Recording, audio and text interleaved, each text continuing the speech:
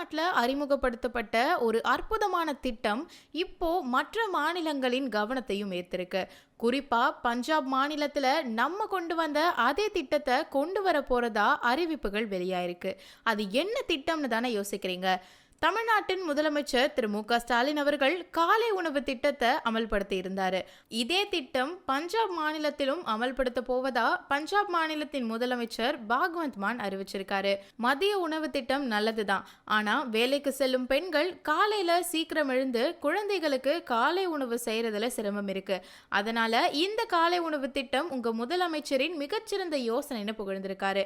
ஒரு நாள் அசோக் நகர் பள்ளிக்கு போகும்பொழுது பல குழந்தைகள் காலையில உணவில்லாம வந்ததை பார்த்தாரு. அந்த சமயம்தான் எல்லா பள்ளி குழந்தைகளுக்கும் காலை உணவு கொடுக்க வேண்டும் என்ற முடிவை எடுத்திருக்காருன்னு பஞ்சாப் முதலமைச்சர் பேசியிருக்காரு.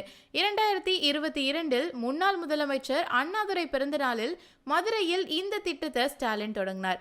அதுல இருந்து இன்று வரைக்கும் அரசு பள்ளிகள்லையும் அரசு உதவி பெறும் பள்ளிகள்லையும் சுமார் 17 லட்சம் குழந்தைகள் தினமும் பயனடைறாங்க. இந்த திட்டத்தின் பலன்கள் என்ன தெரியுமா? பள்ளிக்கு செல்லும் மாணவர்களின் வருகை அதிகரிச்சிருக்கு. வகுப்பில் கவனத்திறன் மேம்பட்டிருக்கு. குழந்தைகளுக்கு நோய் தொற்றுகள் குறைந்திருக்கு.